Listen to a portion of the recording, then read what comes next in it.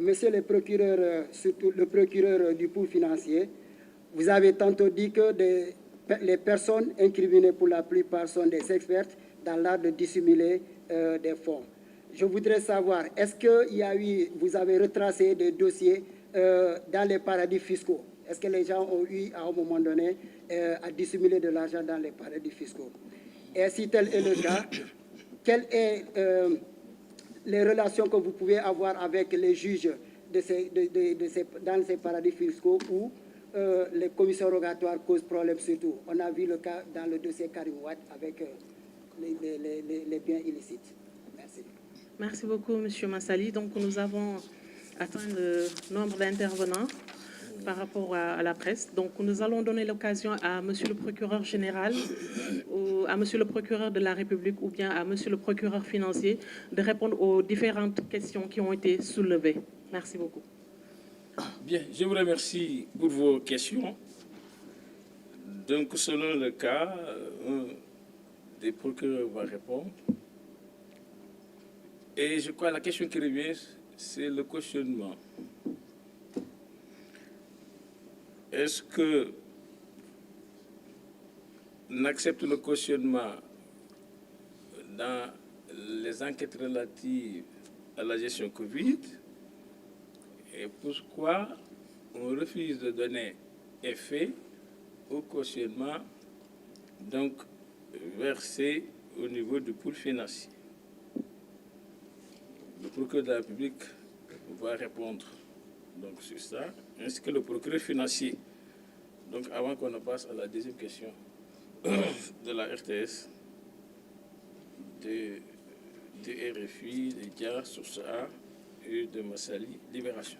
Donc, M. le procureur de la République sur le cautionnement au niveau donc, de la gestion des enquêtes sur la gestion donc, des fonds Covid-19. Voilà. Je peux le faire d'ici. Bon, approche-toi. Je vous remercie, Monsieur le procureur général. Je pense que je suis un peu revenu sur cette question.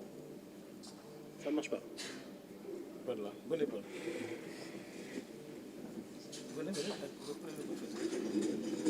Voilà.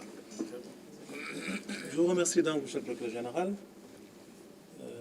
Je pense être revenu un peu sur cette question du cautionnement, d'ailleurs très longuement, parce que s'il y a tout au long de ces 2 jours une technique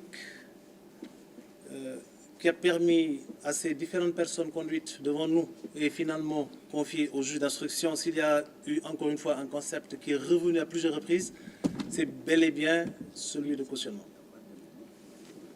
Nous avons donc bien évidemment accepté.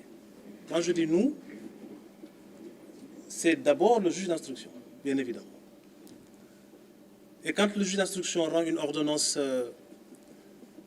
qui ne recoupe pas les contours des réquisitions du ministère public, naturellement, le parquet reçoit notification de la décision contraire dans les 24 heures de son prononcé. Et la loi nous aménage un délai de recours qui est de 5 jours à compter de cette notification. Si je dis que nous avons accepté de valider cette forme de proposition et que nos juges d'instruction, qui également à longueur de journée passent leur temps dans des cabinets où ils sont sous l'effet de procédures qui malheureusement les dépassent par le nombre, si ces juges ont accepté de valider ces mesures, c'est parce que la loi sénégalaise prévoit, notamment à l'article 140 du Code de procédure pénale, pour ce qui est des détournements, escroqueries et soustractions sur les deniers publics, la possibilité pour toute personne inculpée pour ces chefs d'incrimination de solliciter son habilitation, son éligibilité à cette mesure de libération, pour autant qu'elle aura accepté soit de rembourser parce que les faits sont clairs et reconnus, assumés, soit parce que son état de santé ne lui permet, encore une fois, pas comme on l'a dit tout à l'heure, de faire face aux rigueurs de la détention, même dans un centre hospitalier, ou alors qu'en faisant valoir des contestations suffisamment bien articulées pour pouvoir recouper les contours de contestations sérieuses, au-delà de ces cas de figure, l'autre option qui s'offre à l'inculpé qui est là, face au juge d'instruction, est poursuivi de faits susceptibles de revêtir la qualification d'escroquerie, de détournement ou de soustraction de deniers publics. La seule option qui s'offre à cet inculpé, bien évidemment, c'est d'offrir de cautionner. Cautionner parce qu'elle conteste. Le cautionnement, la caution, c'est une sûreté, une garantie qui permet au juge de s'assurer qu'en cours de procédure, s'il y a des charges suffisantes pour renvoyer devant une juridiction de jugement, naturellement, il renvoie. Et pour préserver les intérêts de l'État, quand la juridiction de jugement saisie sur la base de charges suffisantes aura estimé que les faits qui, tout au long de la procédure, ont pu être enrichis, étoffés, de sorte que ce qui, à l'origine, était constitutif de charges, finit par revêtir finalement la caractérisation de preuve, cette juridiction de jugement entre en voie de condamnation. Et les intérêts de l'État seront saufs parce que l'État n'aura pas besoin d'essayer d'exécuter sa décision en suivant les traces du délinquant financier. Il lui suffira juste de solliciter le reversement des sommes qui ont jusque-là fait l'objet du cautionnement. Donc autant le cautionnement permet à la personne qui offre d'y recourir la possibilité d'obtenir la liberté provisoire, autant ce cautionnement permet à l'État de voir ses intérêts saufs parce qu'il n'aura pas besoin de subir les lourdeurs d'une procédure d'exécution. Maintenant, naturellement, le cautionnement obéit à des conditions. Je laisse à M. le procureur financier le soin de revenir sur ça pour ce qui est du pool financier. Mais pour ce qui nous concerne, quoique ce soit les mêmes dispositions, naturellement, nous avons estimé qu'en faisant dans une approche casuistique, pour envisager les poursuites et éventuellement la préservation des intérêts de l'État et par conséquent des deniers du peuple sénégalais, nous avons estimé que l'option de base pour nous, c'est de poursuivre, de traquer les délinquants financiers, de faire en sorte que l'État puisse recouvrer ses droits, mais de faire en sorte que la justice soit restaurée dans sa dignité et son efficacité. Et l'efficacité recherchée dans le cadre de l'administration du mode de justice, oui, on peut la chercher et la trouver dans la traque de délinquants et dans la prise de mesures de privation de liberté. Mais l'efficacité, comme l'avait dit un jour M. le procureur général, on peut aussi la chercher en essayant de remplir les caisses de l'État plutôt que les prisons.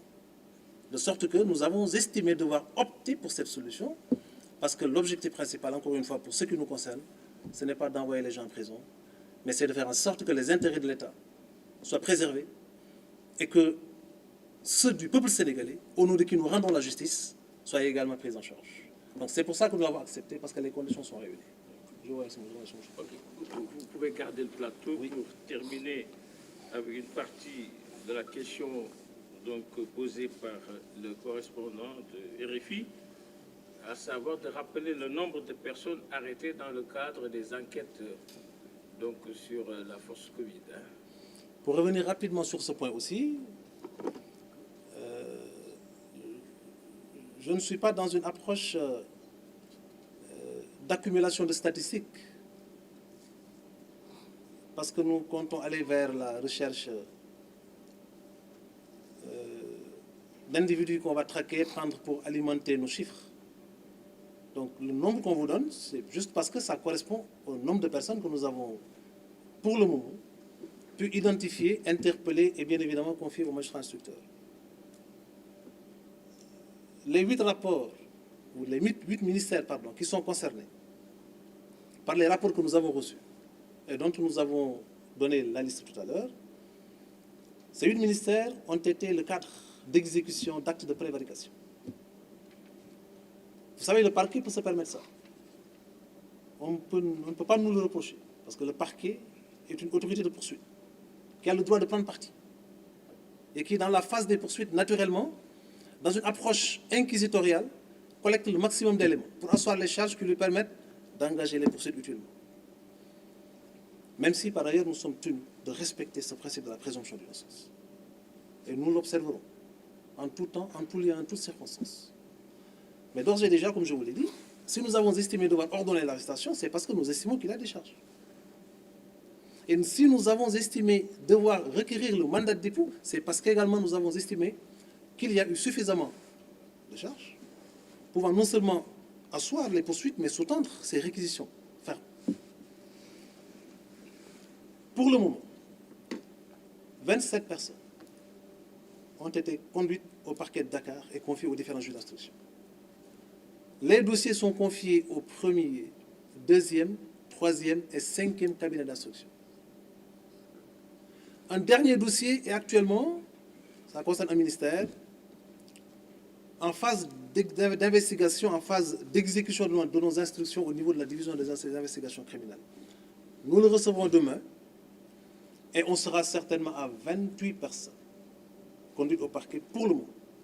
Mais comme on vous l'a indiqué tout à l'heure, encore une fois, c'est une phase initiale de poursuite qui naturellement vont prendre d'autres développements dans le cadre d'une instruction qui donnera aux juges d'instruction l'occasion de décerner toutes les réquisitions possibles, de recourir à toutes les techniques d'investigation, aussi bien classiques que spéciales possibles, pour aller dans la phase de l'approfondissement, mais aussi et surtout dans la phase d'une enquête qui lui permettra d'identifier les supposés délinquants, mais aussi d'identifier leur patrimoine.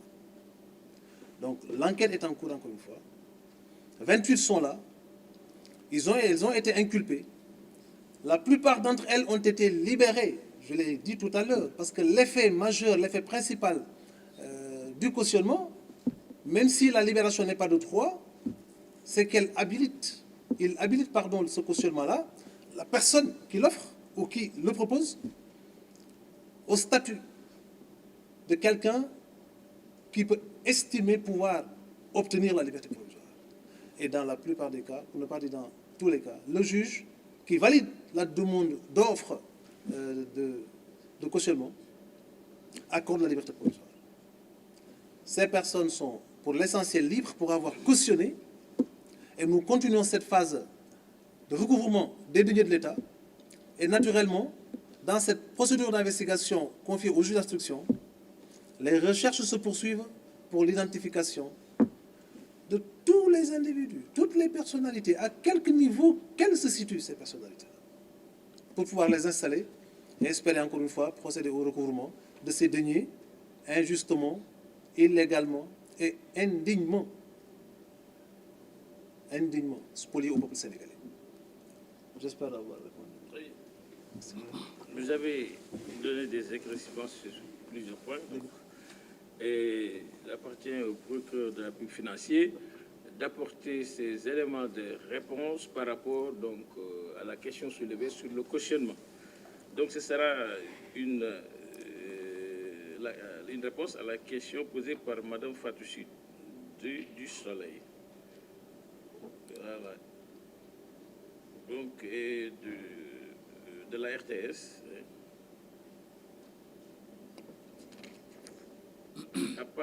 À part le cautionnement, à part le cautionnement, vous répondrez à la question relative à la coopération judiciaire avec les pays peut-être qui abritent des paradis fiscaux pour pouvoir retracer les avoirs donc des personnes poursuivies.